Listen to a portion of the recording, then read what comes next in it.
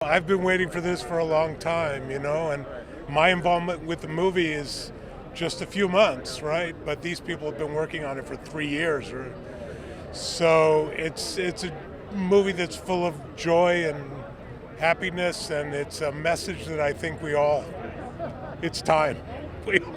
We all need it now, so it's all good.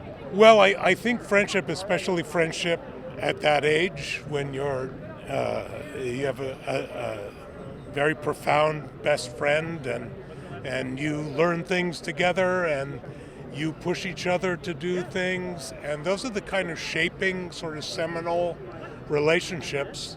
They start at that age, and some of those end up being more lasting than friendships you may make as adults, right? And this movie really celebrates that.